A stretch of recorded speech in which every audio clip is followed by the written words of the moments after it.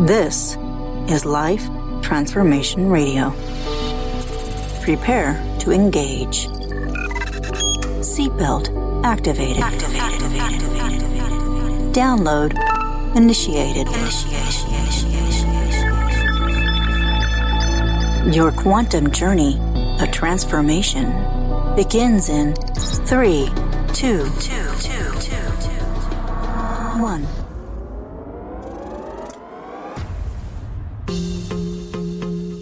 Welcome to Life Transformation Radio. Hi, I'm Rob Actis, best-selling author of The Law of Action, voice actor, business mindset coach, the podcast whisperer, and Mr. Action himself. Life Transformation Radio is heard in over 90 countries. Thank you for joining us all around the world. Whether it's your first time joining us or you've been listening to Life Transformation Radio for some time, I want to personally thank you. Here at Life Transformation Radio, we are committed to share more about real life, love, the power of positivity, romance, and of course, laughter. We care about helping others find their internal drive and purpose. We celebrate life's challenges and overcoming them. On the show, my guests are amazing people who are forces for good in the world around them and live a life of transformation. My guest today does just that. So excited to have him here today, a new friend, and he is really an incredible human being. I'm so happy to have him here. Over the last 6 years, my friend Zack has used his expertise from his law enforcement and military experience to focus on helping entrepreneurs grow their own businesses through masterminds, coaching, consulting, and podcasting. You're saying to yourself, guy's got it all together. He's got the perfect life. Every day's unicorns and rainbows. Well, his recent book that he just wrote, The Legacy of Love, is a conversation about the integration of life and business after the uniform, with lessons coming back from him being on the brink of suicide. Zack, my friend, welcome to Life Transformation Radio. Rob, I appreciate you having me, my friend. Absolutely. So first of all, thank you for your service. I think that people don't really appreciate what it takes to be in the military and the sacrifices that you make. And a lot of people say, thank you for your service. Thank you for your service. I genuinely mean that. My wife is a veteran of the first Iraq War, and some of the stories that I've heard from her friends and her and other veterans is, you think you're having a hard day today in the United States of America, living your life, and there's a couple extra people in line at Chick-fil-A compared to what people that are in combat experience. And then also, not only that, but you're a law enforcement officer. Yeah, right before, actually. I did it the backwards way. I was a cop first and then joined the military. So a little bit in reverse. Oh, wow. Okay. Yeah.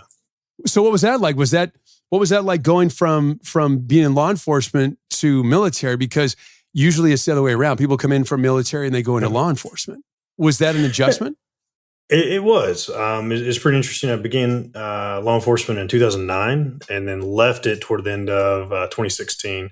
So it was a big adjustment. I was a gang investigator, narcotics investigator here in Atlanta. I was on the SWAT team doing some pretty high level stuff in the law enforcement world, and then left that to get yelled at by a drill sergeant that was younger than me for a few months. So it was a huge shift going from Billy Bad Butt to, and I don't know if we're allowed to cuss. So I'm going to censor myself on this one, but you can cuss. Yeah, you can. This is an E-rated show, so E-ticket ride. You can say whatever you want. It's all free, transparent here. So yeah. Well, so it was a big shift for sure.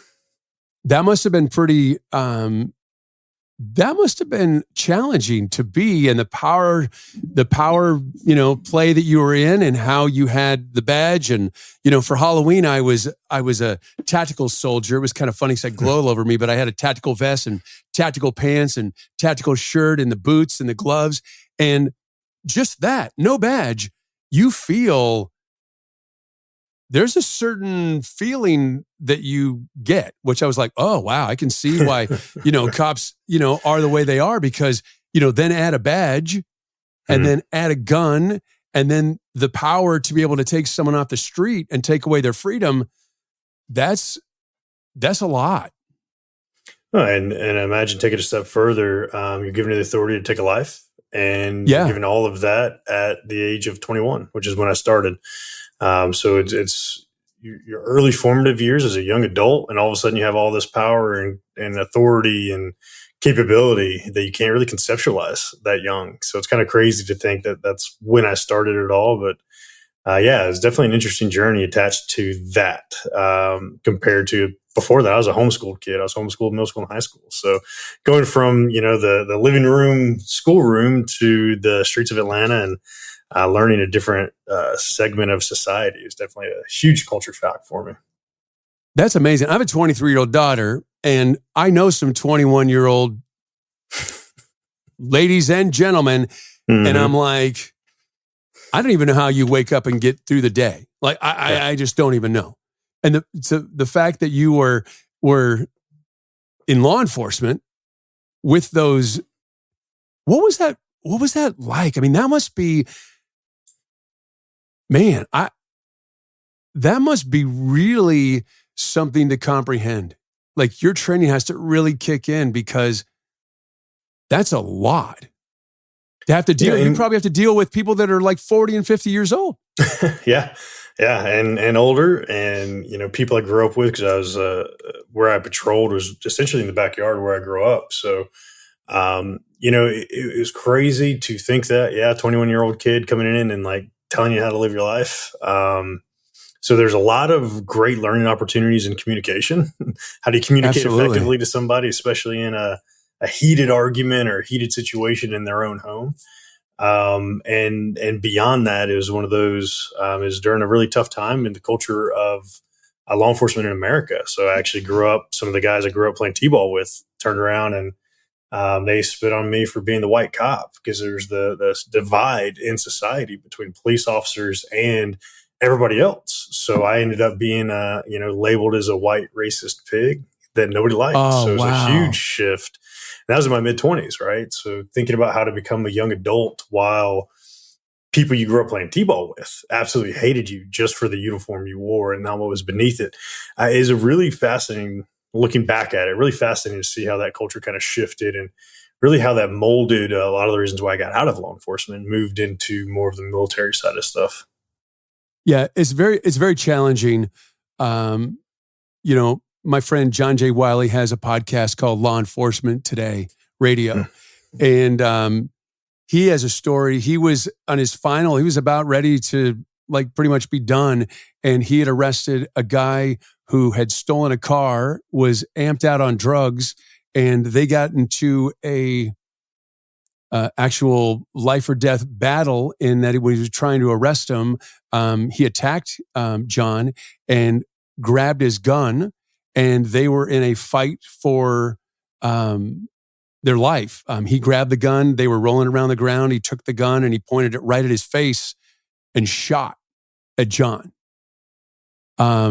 He ended up not getting hit in the face, which is pretty miraculous, but it destroyed his wrist because he was fighting so hard to move, the gun away from his face. And, now he's a broadcaster. But, the stories that he's told me are pretty remarkable. I have a friend from high school that was in SWAT.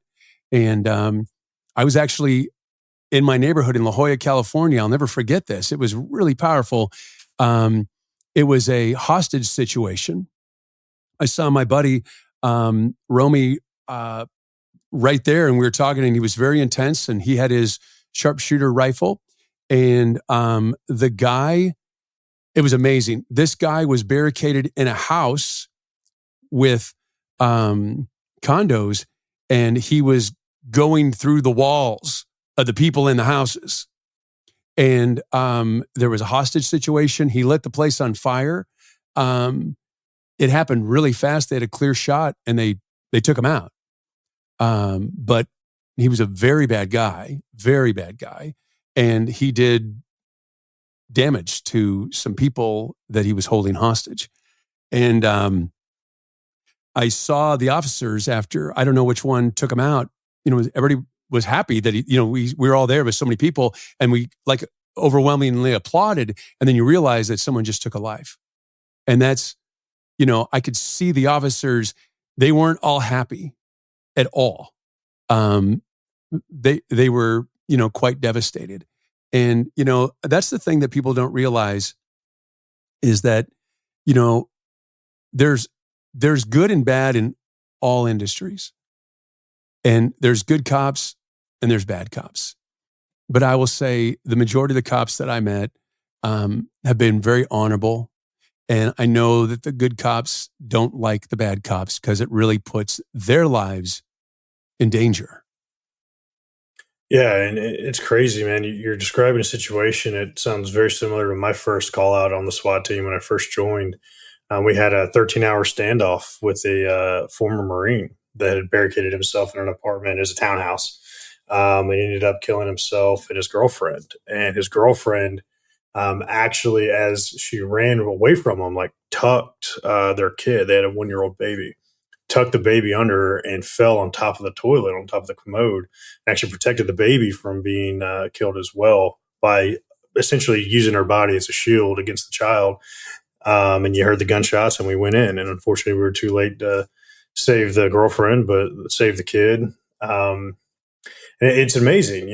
It's kind of a crazy part of society. None of that was a good part of the day, right? And then you fast forward a couple years, and not long after the Ferguson incident happened, my SWAT team was involved in another shooting, and we shot and killed a guy.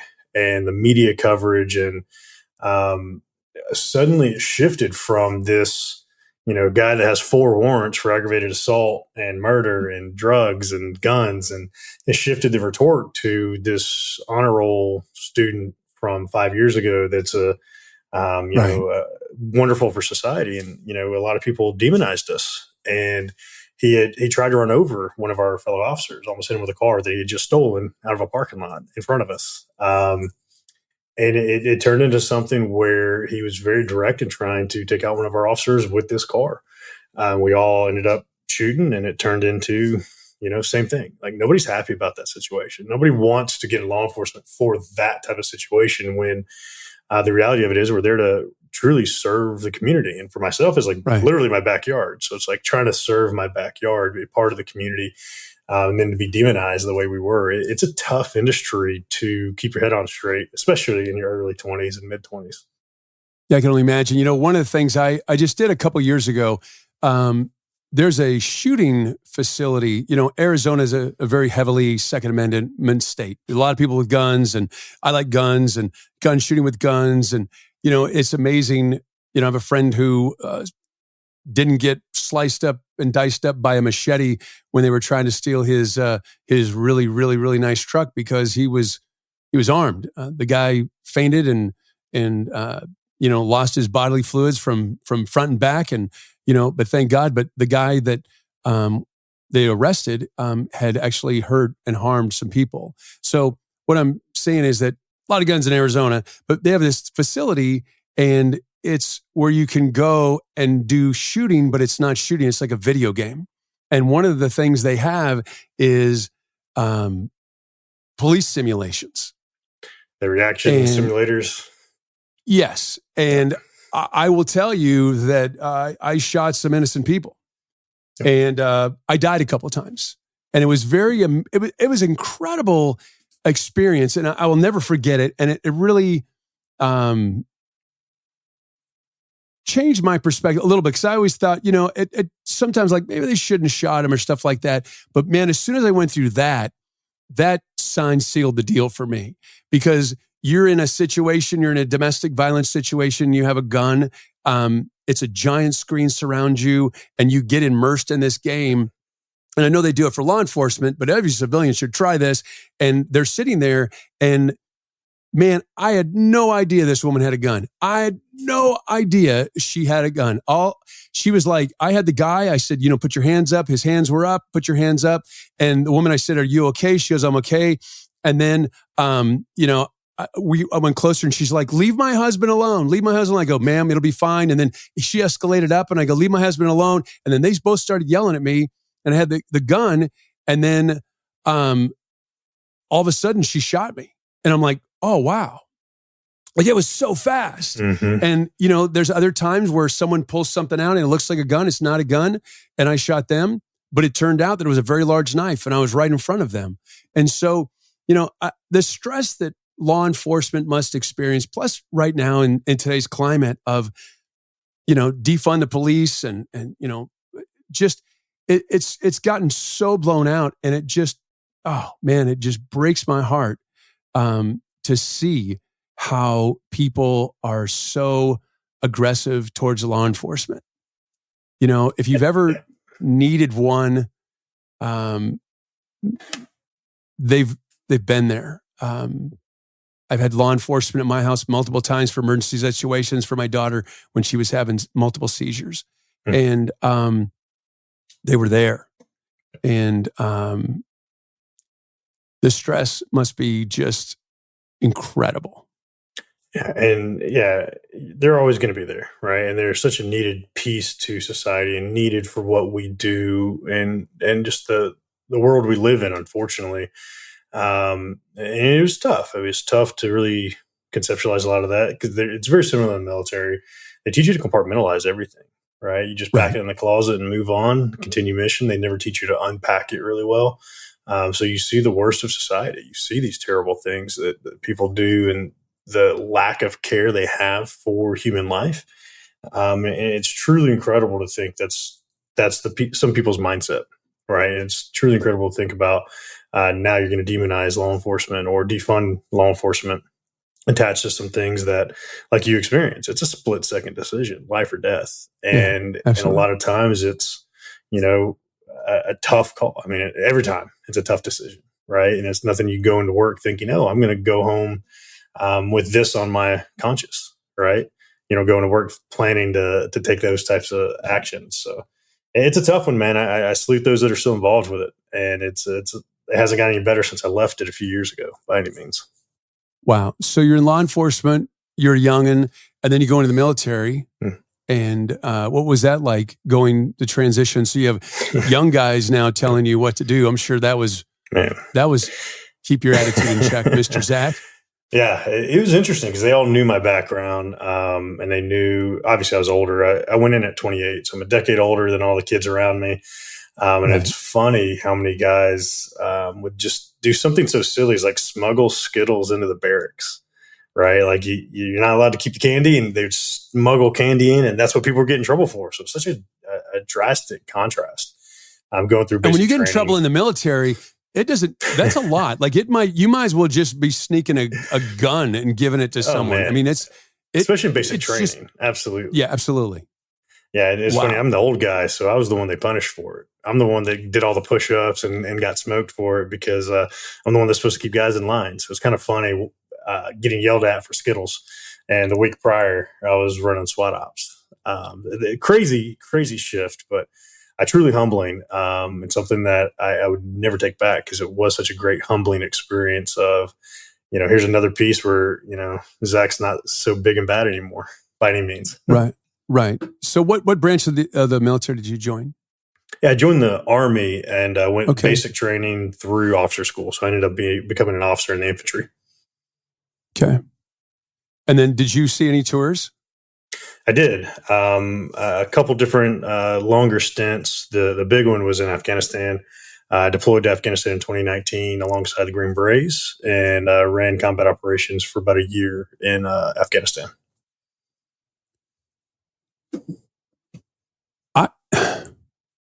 I remember when I was a kid, and I'm old now, so this is perfectly acceptable. But I remember 5 or 6 years old, and I don't think kids really played as much anymore. We used to play war, and we were pretty intense. I mean, it was pretty intense. I remember, man, I was under 10 years old, I know, because when I moved, but it was pretty intense. And we would, even to the point of how warped we were. God, this was in the 70s. Oh my God. But we would capture and torture. I mean, it's just like amazing because we were watching, we had G.I. Joes back then. And then also we had, what was it? What show was it? I'm trying to think of what it was. There was a military show we used to watch. I can't remember what it was, but yeah, we were really heavily involved in the military. And, you think about it. And then I remember as a kid and I thought, man, I hope I never have to go to war because my brother was in, I guess it was the Korean War. Yeah. Yeah. Korean was the next. So Vietnam was the later one, right? Korean first. So Vietnam War. Yeah. Vietnam. So he was in Vietnam during that time. And I would talk to him and I was thinking, God, man, he's in real life war. And, I've always it's thought about that crazy. as a kid. In Vietnam, especially the rank I was when I went to Afghanistan, in Vietnam, they had a 2-week life expectancy. They didn't expect to live more than 2 weeks. Vietnam was a crazy time to be thinking, like, to put it into like perspective today. Like, there was a lot of, and my dad's a Vietnam vet. So he was in the Navy, but had just crazy experiences that happened over there, man. To think, again, the evils of the world. Vietnam was some of the worst. I remember my assistant Boy Scout leader. He was in the Vietnam War. He had a chain wrapped around his wrist, and he was a helicopter pilot. And he would tell us stories. We were like 13 or 14 years old, and unbelievable. Like, his chain is from his helicopter that was shot down, and he was in great detail what happened. I remember when I signed up for the selective service when I was 18 years old, and I was like, man, I'm like a lover, not a fighter. I don't know how I'm going to survive. I got to go, but I sure hope I don't got to go, because it's a lot. It's a lot for an 18-year-old, just to survive in the world today, 18 years old, 21 years old, and to be in that environment. Yeah, I'm really fortunate that I waited till 28. It shifted. Looking at some of the kids, I took about a dozen kids over with me. They were 18, 19 soldiers.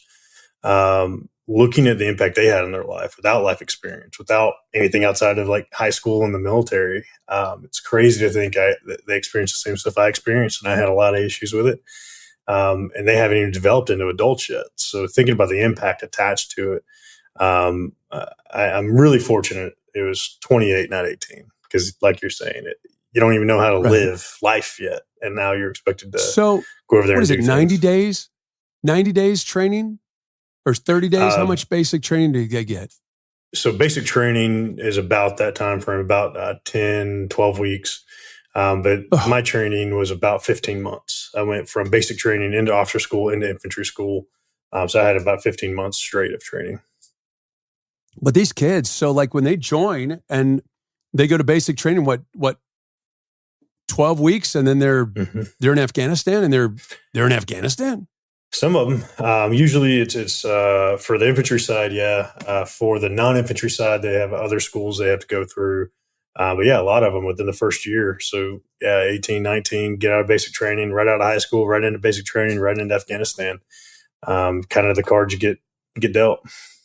I can only imagine what it would be like to be on a flight from the U.S. to Afghanistan, and you voluntarily join the Army, and you're thinking to yourself, yeah, I need to reevaluate how I make my life choices. I should have listened to my parents. I can't imagine. Do they prepare you mentally for the flight? Because there's no gunfire here in Gilbert, Arizona. There's no gunfire. Well, there might be some, in Atlanta, but it's not. It's pretty much imminent death a lot of the time, and you're unsettled. I mean, I have friends that were there that lost their lives from, those IEDs, and driving down the road, and everything was fine, and then we're not talking to them anymore. The uncertainty must be is it the uncertainty, or is it fear, or what is it what's the biggest stress factor of being in that? It's crazy. And again, a lot of my peers, when I went to Afghanistan, a lot of my peers on my level were right out of college. ROTC programs out of college, right? So they're 22. So I'm several years older, but I've already, lived a life through law enforcement. When I deployed, I was 30. So I'd already lived a life very different than a lot of my peers, but very different than a lot of the soldiers that went with me. They've never deployed before. And it's funny, as I spoke to all of them, none of us were afraid to go over there. None of us. We're trained for it. The one common trend that every one of those soldiers, myself included, were terrified of was coming home. We don't know what to do coming home. We don't know. We know what to do over there. We know what we have to do. We know our job. We know our mission. We were well trained. We had a phenomenal train up with the Army, and got super prepped for what needed to be done over there. That's what they teach you to do. What they don't teach you to do is to come home. And when I ended up leaving Afghanistan, we lost 6 guys. We lost a couple Green Berets, lost a couple EOD guys. What they don't train you to do is how to decompress from it all. And by the time I left Afghanistan to the time I was back on my own sofa, it was only 5 days. So you go from like Afghanistan and literally fighting a war, very kinetic. This was under President Trump's administration. So very, very kinetic. Every 4 days we were getting shot at or shooting something. And then all of a sudden you're back on your sofa. And talk about culture shock after a year of doing that every 4 days. It was a culture shock, and they don't teach you that part. They don't teach you like how to reintegrate, which is where you see a lot of the mental health issues, the PTSD issues, the suicide issues, divorce rates, drug addiction, alcohol addiction. You see all these things from the military and veterans because they don't teach you that part. They don't teach you how to reintegrate. They don't teach you how to live life again after living a totally different life that a lot of people just can't even understand. I don't even know how to unpack that. That's heartbreaking. I mean, they teach you to be machines in essence, and how to take lives and how to do your best to stay alive. But mainly the focus is to take lives and do what you're told. And then I can't imagine what it'd be like to be sitting there.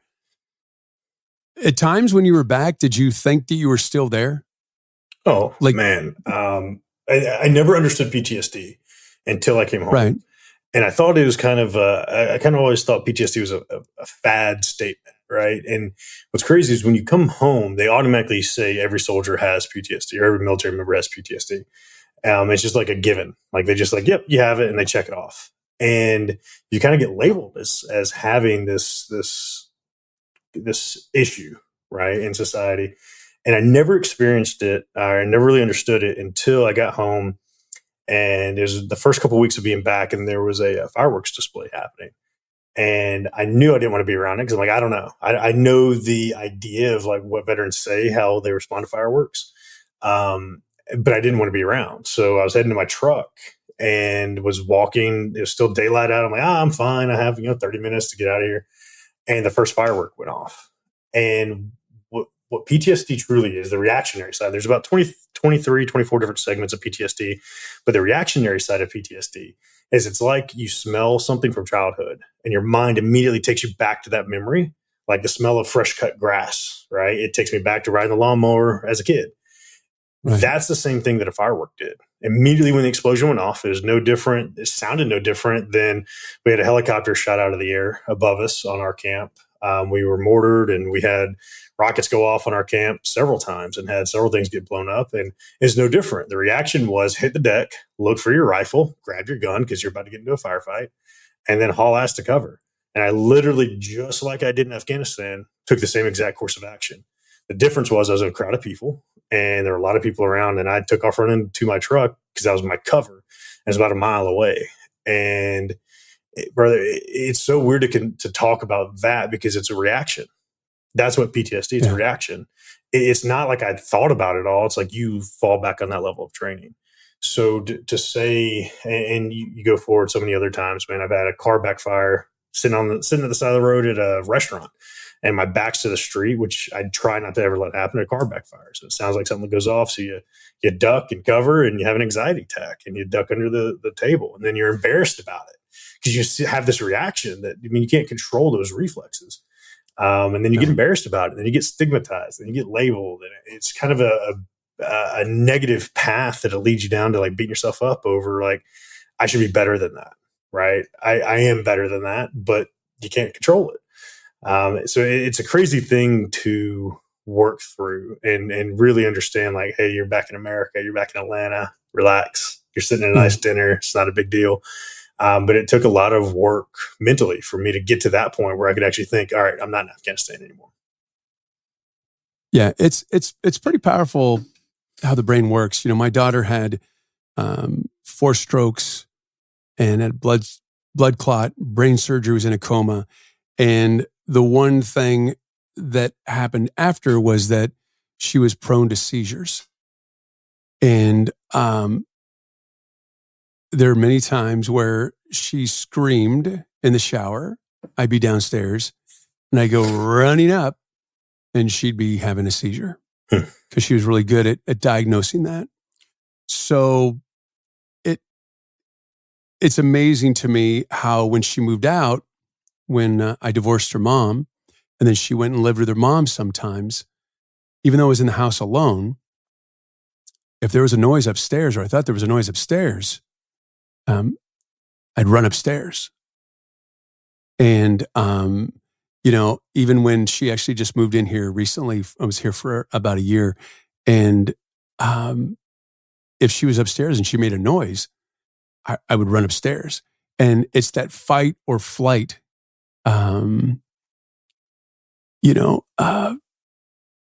situation that you get in. My wife was in the shower and she got a text about something and she gasps the other night. And I jumped up out of bed. I was in fight or flight mode and I was there. She's like, "Are you okay?" And I go, "Are you okay?" She goes, "Oh, I got this text. It's funny." And it's amazing how our brain, it's a very unconscious thing. It is. And it happens a lot to a lot of people. And I'll have my girlfriend do that when I'm driving. And she'll make the same thing. It's so small and so silly, but she'll go, "Oh my gosh, that's something on her phone," or looking out the window, and I'll tuck and like, "Oh, what's going on? Where's the threat?" Right. So very similar where it's not the military, but like we're programmed that way, especially as men. This is a fascinating thing I find about the psychology in men. We're programmed to be protectors. So when we have a threat appear, it's not fight or flight. It's like, I'm in fight mode. Let me go figure out how to protect those around me and those that I love. And it's a crazy thing to think, but like as men, it's a great way to be programmed realistically, right? You don't want to be any other way, but then you also have to understand how to like manage it efficiently. Yeah. We were going to get some piercings over the weekend, a couple weekends ago. And, we were driving down in Phoenix and we were driving along the road and there was this gang guy and he was really drunk or on drugs. And it was in the afternoon. It was like 5:00 in the afternoon. We're driving. It's not the best part of town, but it's the best place to get, if you're going to get piercings, this is the place. Tattoos and piercings, this is the place. This is the place. So we're down there and he's on the street or on the sidewalk on the other side and I'm driving and he's got two women that are kind of holding him up and he's struggling and stuff like that. And then all of a sudden, my friend in the car, she goes, "He's got a gun. They got guns. They got guns. What's going on? They got guns. They're pointing guns." And I'm like, okay, did this guy get mad because I looked at him for a moment? Did he pull a gun out? And I'm just trying to figure out and, so I maneuvered and that's all I got from her. That's all I got. And so I'm just trying to figure out what to do. And I pulled into the place and then I immediately said, "Just get down." And to figure out what was going on, I didn't know. And there was a police activity across the street from where we were getting our piercing, and there were 5 Phoenix police officers with their I guess AK-47s out, and they were in formation, and they were doing their step. They were definitely trying to get their bad guy. And but yeah, that was definitely. It took me a little while to get over that because I've been shot at. I've had a gun to my head. My face, and all that stuff. It's interesting how our brain works, and that's minuscule to what you went through. And it's something as simple as a firework or a backfire. Our brains are pretty complex. They are, and it's honestly it's a beautiful thing, right? Like, and this is where I kind of speak a lot in the veteran space about is if we can understand how powerful our brain is and how gifted we are to have that reaction, the trick is you have to retrain yourself, right? You have to retrain those reactions, retrain that mindset into not being in a negative space. And a lot of veterans, because our mind is so powerful, we are so well trained. And this is law enforcement as well. You're so well trained after years of repetitions and years of stress management that if you don't train your brain properly into the positivity, into the self-care, into how to manage maintain the control attached to the reactions, it can be very overwhelming. So a big piece of it, especially with veterans, is like your brain's really powerful and you need to understand you're a highly trained machine, for lack of a better term, piece of property to the government. You have the capabilities to retrain that brain because it is already operating at such a high level. Just retrain it, readjust the knobs a little bit to be able to use it for optimizing your life here in a positive way. And that's a huge shift that a lot of veterans never really think about. But that's a huge endeavor attached to what a lot of folks in the veteran space are doing, is trying to help with that mental health piece. I think that's a lot of it, is bringing awareness to that conversation. Now, if someone looks at you on the street, they're not going to think you have a challenge in the world. I mean, you're very, a strong, masculine male. You're powerful. You have a sense of power to you. You're law enforcement, military. It's obvious you have that background, just the way your stature and the way that you carry yourself and the way that you communicate. And lo and behold, your brain is not doing its job in protecting you as you protected others. And you had a very serious situation come down where your brain kind of said, enough is enough. Yeah. And what I realized, the years of compartmentalization and teaching you to put the skeletons in the closet, those skeletons, they come scratching at the door, and that itch gets really loud over the years. And the best way to look at it is like a volcano, man. There's so much going on under the surface, and this isn't just veterans. This is human beings. We have so much going on under the surface. We keep calm, cool, collected until that volcano erupts. And for me, I was in a training environment. I was getting promoted to captain in the Army because of a lot of things, a lot of my performance through COVID with some of the logistics things I did for the CDC, as well as Afghanistan and different pieces. So I was getting fast tracked to get promoted. And I went down to do a push-up. And as I did this push-up, my thumb dislocated. And I popped it back into place, didn't think anything big of it. And then my whole arm went numb. Come to find out, for about a year, I'd had nerve damage in my left arm. And it never presented itself in a way that I could tell. And it ended up deteriorating the muscle in my arm and in my hand. So my hand no longer has muscle in it to protect those joints. And in the middle of all of this, I'm carrying guilt from surviving Afghanistan. I'm carrying guilt from leading men into combat and not bringing them all home. Have all this like survivor's guilt, leadership guilt. I'm not worth anything. I'm not worth having holidays. I'm not worth having a wife. I railroaded a relationship and railroaded business and started self-sabotaging. And it led me to the end of a dock. Right the week before I was supposed to have surgery on my arm to adjust that nerve to a different spot in my arm. It led me to the end of a dock with a pistol in my mouth, and I was ready to go. I couldn't deal with all the negativity anymore. I was drinking a bottle a night. I was getting hammered. I was getting angry. That anger was coming out the more I was drinking. And it was like a cycle of beating myself up, literally and figuratively. And I mean, at one point I was bulimic for about 2 years because I was punishing myself. Like the only way I could feel anything was to punish myself. So it became bulimia, or it became drinking until you pass out face down, or whatever I could find as kind of like my penance. And when this injury happened, I saw that. I'm like, here it is. I deserve this. I deserve this injury because it's my penance for not bringing men home. And it's the penance for not doing more. And I should have done more.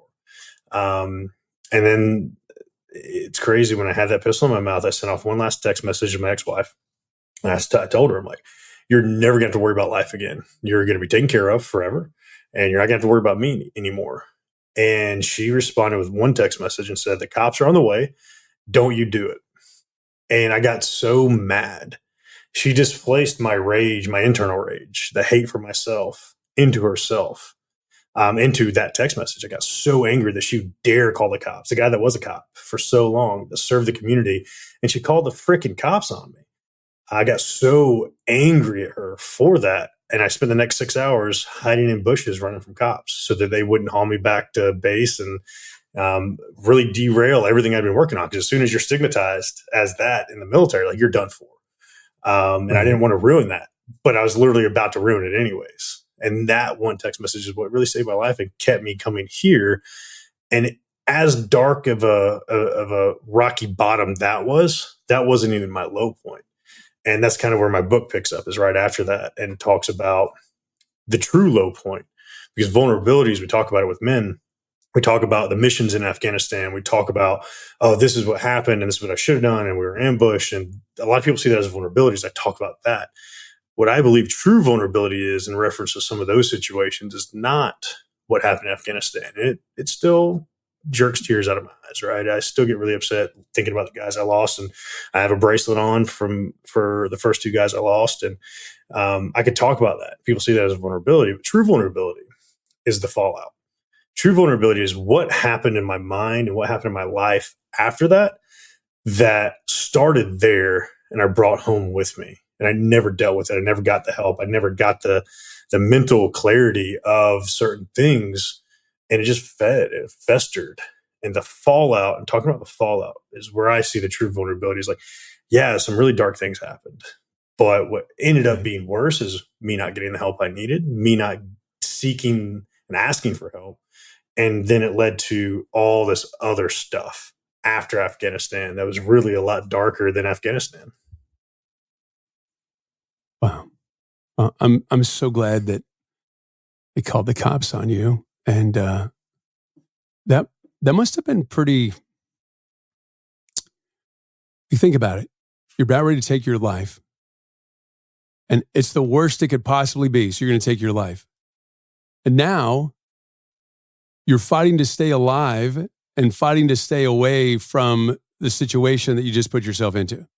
And enraged, all this. And like, how dare she? That must be the most serious mind fuck ever. Like, just, wow. You know, and like I said, that wasn't rock bottom. Yeah, looking back at it, it's like, what the hell? But you look at sitting on a dock with a gun about ready to take your life there's some would consider that rock bottom, just some. And you can go lower. And the lower point was about a week later. I ended up going through the surgery, moved back to Atlanta and moved in with a fellow veteran. The only person I had left at this point. I'd alienated all my other relationships. One guy was willing to let me move into his kids' playroom and sleep on the sofa. That's all I had left after getting off active duty. Right. And we had a conversation that I saw as true rock bottom, and it shook me to my core. He said, and we talked about certain things. We started opening up about the journey. And he said, you've done all these external things to learn and to gain knowledge. You have the MBA, you have the degrees, you have the certifications, you have the masterminds, the mentors, the coaches. You've done all this external learning. He's like, you've never taken the time to learn about yourself. You've never done internal learning. And now that you don't have the uniform anymore, you don't know who the hell you are. Beyond that, it's like, I bet you don't even love yourself anymore. And the bravado of a man, the bravado of an alpha male at that, I looked him dead in the eyes. I laughed in his face. I'm like, bro, I love me some me. I love me some me. That's no problem. He's like, truly, go upstairs, look in the mirror, tell yourself you love yourself. Right. And the rock bottom moment happened when I went upstairs. So I looked in the mirror. And as I looked in the mirror, I literally got out and had an anxiety attack and collapsed. I was in the fetal position for about 2 hours, trying to work through and do the breath work to work through that anxiety attack. To me, the true rock bottom moment was finally realizing that I was broken. My mindset was broken. My mind was broken. My arm was broken. So many things in my life were broken. The true rock bottom moment was not being able to tell myself I loved myself. But the empowering piece of that and the shift there was that as men, we fix things, right? But you can't fix what you don't know what's broken. So until you recognize something's broken, you can't fix it. That was the rock bottom turning point. Was I realized I was so broken, but then I was also empowered in the same moment to now take action to fix all of that. Wow. That's a lot. You know, it's almost like, you know, out of the ashes rises the phoenix. Let's start calling you Phoenix instead of Zach. Right? Zach the Phoenix. Yeah, it's amazing how our brains work. And then there's the, you know, the outside and the inside, and, you know, you got to do the work. And, and our society doesn't, the sad part is our society doesn't really support that. You know, look, I got my therapist. I go all the time, and I have 2 therapists, so I must be really screwed up. I started but therapy I'm also right done after enough. that. Huge. I know. Huge. And the thing is, exactly. And the thing is, I've done enough work and enough therapy where I'm good. And if I can be a catalyst, let people know that it's okay to go to therapy, because here's the thing. Bitching and moaning about your life to your family and friends doesn't help your life. Yep. It actually just pisses off your family and friends because all you're talking about is all the shit that's going on in your life. So the best gift you can give your family and friends is to get a therapist and get someone to help you so that they don't have to hear about all your stories. Because it's not their job. And you have to recognize it's not their job to be your therapist. It's not. And this is one of the big shifts for me. It was not my significant other's job to be my therapist. It wasn't her job to deal with my shit. Right? No. It was on me to fix my own mindset, go start therapy. That was huge for me. My therapist is one of the very first questions he asked me. He's like, instead of blaming yourself for these guys dying, have you ever thought about blaming the enemy combatant that pulled the trigger? And I never thought about that. I pulled the trigger. I'm the one that killed the guys. So he's like, no, you did not pull that trigger. And it's a huge shift for me. Like, holy shit, I really didn't pull the trigger. That guy, the enemy combatant, we were in war. He pulled the trigger. And it started lifting some of this guilt off of me. So like therapy for me was one of those things. I've done enough work now to know I need therapy, right? I need somebody to be there for me, Perspective. I mean, it's perspective. And there's so much mental health available. You have it with, everybody has a different life, their health insurances and stuff. Look into the online therapy. There's a thing called Talkspace that I've discovered. And, that's super cool. You can just like text a message to your therapist and have a question like, and they give you an answer back. And it's usually included. And if not, it's like cheap. And, that's a good way to just get a different perspective, because it's not your family and friends' job to be your therapist. And it's actually kind of selfish to do that. I mean, I have friends in my life that I really can't be around as much anymore because I'll be honest with you, all they do is, I'm not your therapist. And we all know that I'm person. Compassionate. Right. We all have that person in our life. Exactly. So, and if you don't, guess what? You're that person. You're that person. Yeah. And it's crazy. And Zach, it's crazy. My one last piece on that. My why for many years was helping those that couldn't or wouldn't help themselves. And I never realized, my therapist helped me through that. I never realized how toxic it was to try to help people that wouldn't help themselves. So being there for that person that refuses to get help for themselves is not doing you or that person any good. And for being the servant that I wanted to be as a leader, it was really toxic for a long time, carrying the weight of others. And you have to be selfish enough with yourself to love yourself and care for yourself enough to not take on somebody else's burden that is not your job to take on. And I think a lot of people don't understand that because we want to be there for somebody, but you don't know how much it truly weighs on you if they're not actually getting that help alongside you being there for them. Absolutely. And by you being the therapist, which you're probably not a trained therapist, you're depriving them of getting the therapy they need. Mm-hmm. You're probably enabling them more in a very detrimental way. And it's unfortunate, but it's important to, and I've learned this through therapy, is it's almost like it's not my circus, not my monkeys in that, and it sounds cold and harsh, but you have to let people hit their rock bottoms. And if they get to a rock bottom and you offer them assistance and they then can go up from their rock bottom, that's okay. But if they're not, you can't try to rescue them. And it's painful. It's painful, family and friends, to have them fall farther rock bottom. But some people need to hit extreme rock bottom before they will look at their life and go, oh, I need to live my life different.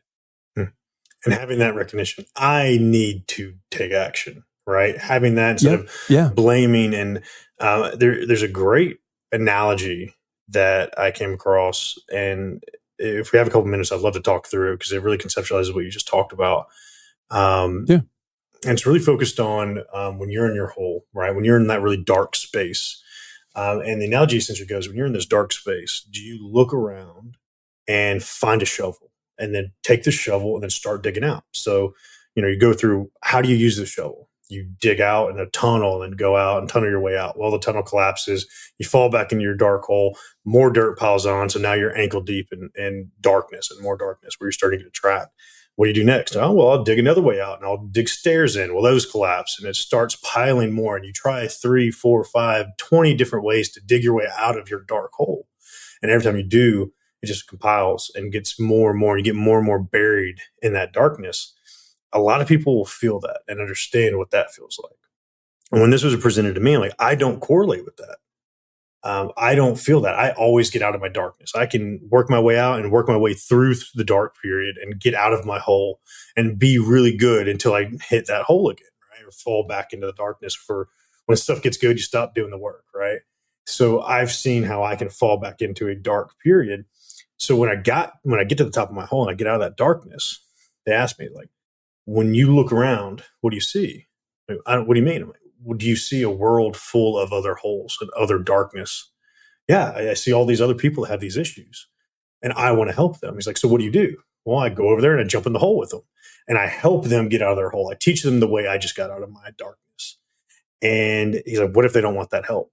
Like, and the crazy part is, and this is where I truly believe in fate and being guided to the person you need to hear things from. Not 2 weeks before, I had a conversation with a really close friend of mine. And I'm like, no matter how dark it gets and how bad it gets for you, I'm going to sit in this darkness with you until you're ready to move out. Until you're ready to take my hand and go, I'm going to sit here and I'm going to suffer with you. Exact words. And that's the mentality of helping those that won't help themselves. I started dragging. I was getting buried under their grief, buried under their weight. And I was just sitting there taking it. It wasn't my weight to bear. And that's how I correlate it. You know, a lot of us, especially as men, we want to help. We want to fix things. We fix ourselves to get ourselves out of the hole. And then, oh man, I need to help this person. And instead of just reaching down and extending a hand, you jump in. And then you're stuck with them in that darkness. You're stuck under that weight. And we have to realize, like, that's a really toxic thing for ourselves, where we have to be very protective of our own mindset, our own mental health. I think selfish is not a bad word. I truly believe being selfish with yourself is one of the things that you can do that's greatest for your health, your mindset, your self-love, self-care. Every morning, I'm in the gym every single morning because I'm selfish enough that I'm not starting work. I'm not doing client work. I'm not doing anything else until I get my 1 hour of peace in the gym. I'm going to be selfish with that. I don't care what it is. I will tell family to wait, girlfriend to wait. Usually she's in there with me, honestly, but it's one of those. After that, it's mindset, journaling, playing the piano. I just took up the piano about a year ago, podcasts, meditation, whatever it may be. I'm going to be selfish. If I get to a tipping point, like we talked about, you reach that level of like anxiety, like, I feel something coming on and I want to get out of this uncomfortable situation. I no longer am that people pleaser that's like, oh, I'm going to just grit my teeth and bear it and be here for you. Like, nope, I know how bad this is about to be for me. I'm going to be selfish enough to say, hey, I got to go. I'm going to remove myself from the situation. That could be a relationship. That could be a literal situation, a networking event. That could be so many different aspects, but recognizing being selfish is not a bad thing. Being selfish is probably the best thing you can do to make sure your mindset's clear so that you are clear to help others when they're ready to be helped. Yeah. And I don't even know if I would say it as much as selfish. It's almost like you have to take care of yourself before you can take care of others. 100%. And that's so important. And, you know, that goes into self-care, and that could be a whole nother conversation. But Very Zack, long man, one. I'm so glad we crossed paths. I'm looking forward to our developing friendship. And I'm so glad you didn't take your life. I know the lives you're changing. I know the way you live your life. I know the impact you have on others. And man, I'm thrilled to have you in my life. Thank you. Rob, I appreciate you, man. Thank you for having me today. Absolutely. And thank you for allowing me along, my very special guest, Zack A Knight, to touch your heart, move your soul, and inspire you to live a life of transformation. I'm Rob Actis. Until next time. This is Life Transformation Radio. Download complete.